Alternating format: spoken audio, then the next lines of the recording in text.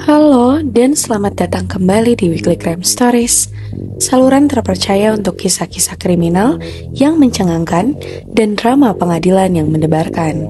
Jika kalian menyukai cerita yang membuat kalian tegang dan bulu kuduk kalian merinding, pastikan untuk di-subscribe, like, komen, dan juga share video kami ke rekan dan keluarga kalian. Dukungan kalian membantu kami terus menghadirkan kisah-kisah menarik ini.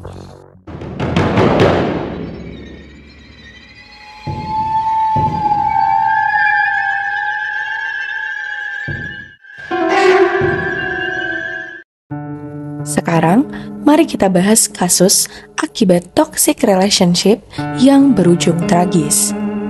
Hidup Travis Victor Alexander dimulai dengan kesulitan tetapi berkembang menjadi kisah inspiratif tentang perjuangan. Ia lahir pada 28 Juli 1977 di Riverside, California.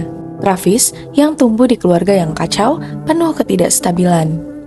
Orang tuanya berjuang melawan kecanduan dan sebagai anak kecil, ia mengalami pengabaian dan kekerasan yang tak terbayangkan.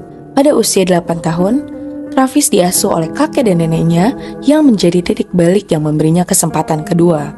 Meskipun memiliki masa lalu yang menyakitkan, Travis menunjukkan tekad untuk bangkit dari situasi tersebut. Di usia 20-an, Travis berhasil mengubah hidupnya menjadi pembicara motivasi yang sukses dan penjual terbaik di Prepaid Legal Service. Dikenal karena humornya yang menular dan kepribadian karismatiknya, ia adalah pria yang dapat menginspirasi ruangan penuh orang asing.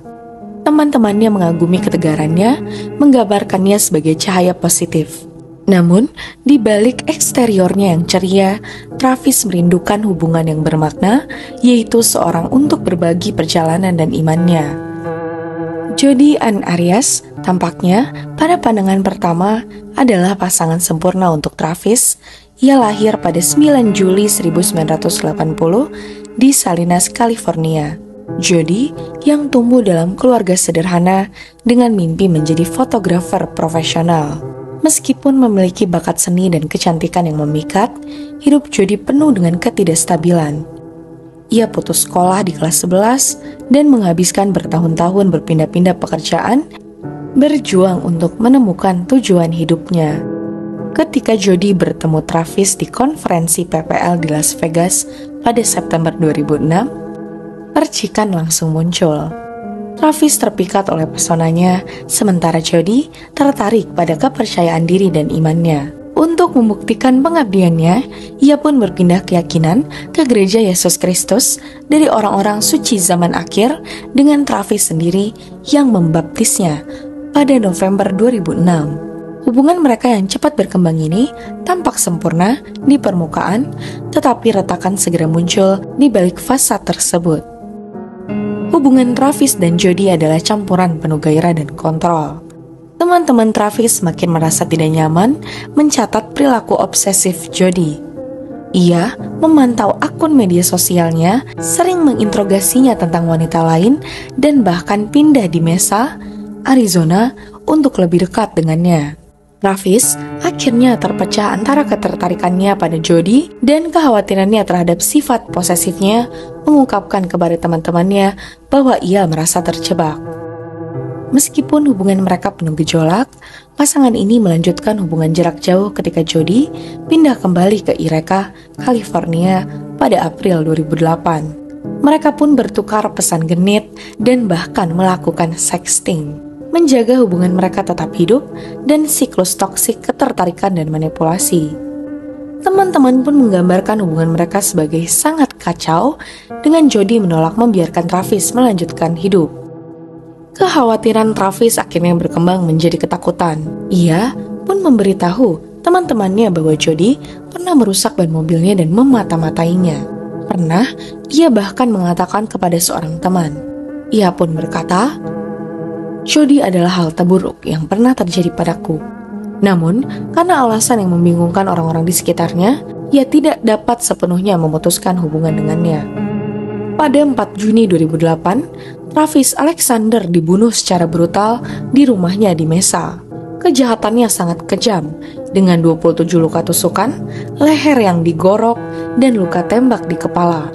Luka-luka di tangan menunjukkan perjuangan putus asa untuk bertahan hidup. TKP yang penuh darah menceritakan kisah kekerasan yang tanpa henti. Setiap luka adalah tanda kemarahan dan pengkhianatan.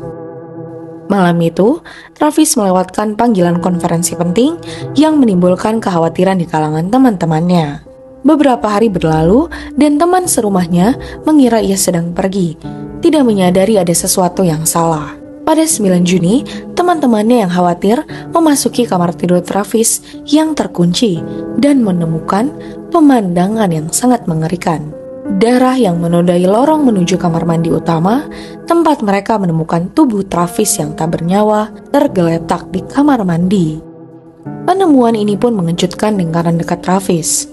Dalam panggilan 911, mereka yang panik, teman-temannya langsung menyebut Jodi Arias sebagai tersangka potensial dengan alasan perilaku obsesifnya dan ancaman-ancaman di masa lalu. Investigasi pun dengan cepat menemukan bahwa bukti kuat melawan Jodi. Polisi pun menemukan kamera digital di mesin cuci Travis, kartu memori yang rusak tetapi dapat dipulihkan. Foto-foto yang dipulihkan menunjukkan Travis dan Jodi dalam pose intim hanya beberapa jam sebelum pembunuhan. Foto terakhir Travis hidup diambil pada pukul 5:29 sore, menunjukkan dia berada di kamar mandi, tidak menyadari kengerian yang akan terjadi. Beberapa saat kemudian, gambar-gambar menunjukkan Travis yang berlumuran darah di lantai kamar mandi. Sidik telapak tangan berdarah yang mengandung DNA dari Travis dan Jodi ditemukan di dinding. Perilaku mencurigakan lebih lanjut memberatkan Jodi. Setelah pembunuhan, Jodi mewarnai rambut pirangnya menjadi coklat gelap dan muncul untuk bertemu pria lain, yaitu Ryan Burns dengan luka di tangannya yang tidak dapat dijelaskan. Ketika diinterogasi oleh polisi, Jodi memberikan serangkaian cerita yang berubah-ubah. Awalnya, ia mengklaim tidak berada di mesa pada hari pembunuhan. Kemudian, ia pun mengarang cerita tentang penyerang bertopeng yang menyerang dia dan Travis. Akhirnya, ia mengklaim membunuh Travis untuk membela diri dengan alasan bertahun-tahun penyiksaan. Pengadilan Jodi yang dimulai pada tahun 2013 menjadi pusat perhatian media. Jaksa menggambarkannya sebagai mantan pacar yang manipulatif dan cemburu yang membunuh Travis dalam kemarahan cemburu. Pengacara pembela mencoba menggambarkan Travis sebagai pria yang secara emosional kasar, tetapi bukti secara meyakinkan menunjukkan adanya perencanaan. Pengadilan penuh dengan ketegangan saat keluarga Travis menangis selama presentasi foto-foto TKP yang mengerikan. Juri pun mendengar kesaksian tentang hubungan beracun mereka, termasuk pesan eksplisit yang mengungkapkan campuran keinginan dan disfungsi. Pada Mei 2013, Jodi Arias dinyatakan bersalah atas pembunuhan tingkat pertama. Selama tahap hukuman, Jodi pun menemui jalan buntu tentang apakah ia harus menerima hukuman mati, dan pada 2015, Jodi pun dijatuhi hukuman penjara seumur hidup tanpa kemungkinan pembebasan bersyarat. Kisah Travis Alexander dan Jodi Arias adalah pengingat menyakitkan tentang bagaimana cinta dapat berubah menjadi obsesi dan kekerasan. Teman dan keluarga Travis mengenangnya sebagai jiwa yang baik dan inspiratif yang mengatasi kesulitan luar biasa untuk membangun kehidupan yang sukses.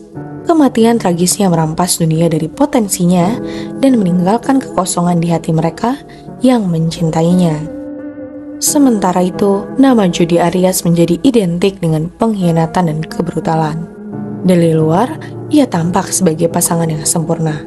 Tetapi di balik permukaan, terdapat kegelapan yang berujung pada salah satu pembunuhan paling terkenal dalam sejarah modern. Hari ini, warisan Travis hidup dalam kenangan mereka yang mencintainya, sebuah bukti ketahanan dari jiwa manusia, bahkan di tengah tragedi yang tak terbayangkan. Terima kasih telah menonton episode yang mendebarkan dari Weekly Crime Stories ini. Jika kalian menyukai cerita hari ini, pastikan ya untuk dibantu di subscribe, like, komen, dan share video kami kepada rekan dan keluarga kalian. Dukungan kalian, para WCS lovers, membantu kami terus menghadirkan cerita kriminal terbaru dan paling menarik dari seluruh dunia. Sampai jumpa di episode berikutnya. Sehat selalu untuk para penonton semua dan tetaplah terinformasi. Terima kasih.